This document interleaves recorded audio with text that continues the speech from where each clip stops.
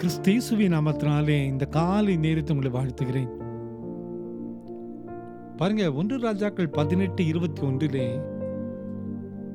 நீங்கள் எந்த மட்டும் 2 நினைவுகளில் குந்தி குந்தி நடப்பீர்கள் என்று வாசிக்கிறோம். How long hath he between two opinion? 2 நினைவுகளிலே எப்படி எத்தனை நாட்கள் குந்தி குந்தி நடப்பீர்கள்?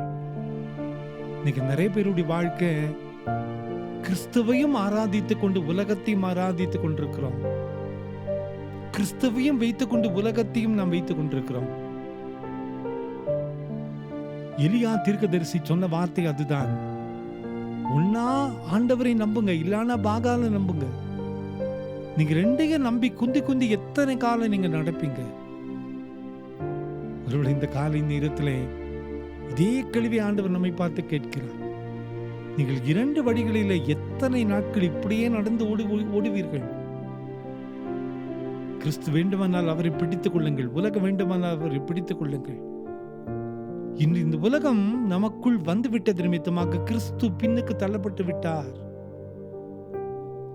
நேற்று கிறிஸ்துமஸ் நாளை கொண்டாடினோம். உண்மையான இரட்சகருடைய பிறப்பின் நோக்கத்தை உணர்ந்து கொண்டாடுகிறோமா, அல்லது உலகம் நமக்குள் வந்தது நிமித்தமாக ஒரு ஆடம்பரமான கொண்டாட்டமாக இருக்கிறதா? இன்று 99% திருச்சபையினுடைய ஆராதனைகளும் கிறிஸ்தவ மக்களுடைய செலிப்ரேஷன், இந்த கொண்டாட்டங்களும் உலகத்திற்குரியவைகளாய் மாறிவிட்டது. இன்றும் நாம் 2 வழிகளில் குந்தி குந்தி நடந்து கொண்டே இருக்கிறோம். இயேசுவின் பெயரை சொல்லி பாவம் செய்து கொண்டே இருக்கிறோம். இயேசு பிறந்து விட்டார் என்று சொல்லி நாம் பாவத்தை, இந்த உலகத்தை நமக்குள் சொந்தமாக்கி கொண்டே இருக்கிறோம். ஆண்டவர் சொல்லுகிறார், நீ எத்தனை காலம் இப்படி நடப்பீங்க? கிறிஸ்து வேண்டுமானால் உலகம் பின்னுக்கு தள்ளப்பட வேண்டும், உலகம் வேண்டுமானால் கிறிஸ்துவுக்கு அங்கு இடமில்லை. ஒருவேளை இந்த காலை நேரத்திலே நாம் ஆராய்ந்து பார்க்கலாம். எனக்குள் உலகம் இருக்கிறதா, கிறிஸ்து இருக்கிறாரா? கிறிஸ்து வேண்டுமானால் உலகம் நம்மை விட்டு வெளியே செல்ல வேண்டும். உலகம் நமக்குள் வறுமையானால் கிறிஸ்துவுக்கு அங்கு இடமில்லை. ஒன்றை மாத்திரம் தெரிந்து கொள்வோம், கிறிஸ்துவை மாத்திரம் தெரிந்து கொள்வோம். அவரை நம்பி, அவரை தெரிந்து, அவரை பின்பற்றி நடக்க நம்மை அர்ப்பணிக்கும் போது நிச்சயமாய் அவருடைய ஒளியிலே நாம் ஒளியை பெற்றுக்கொள்ள முடியும். அவர் நமக்கென்ற அற்புதங்களை செய்ய முடியும்.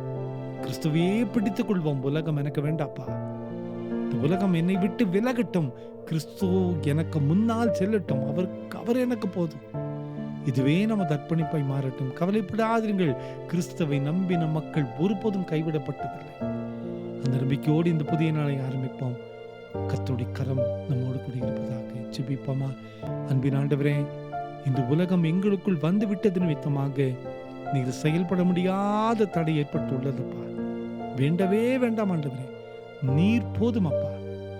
உம்முடைய சாயல் எங்களுக்கு வேண்டும்.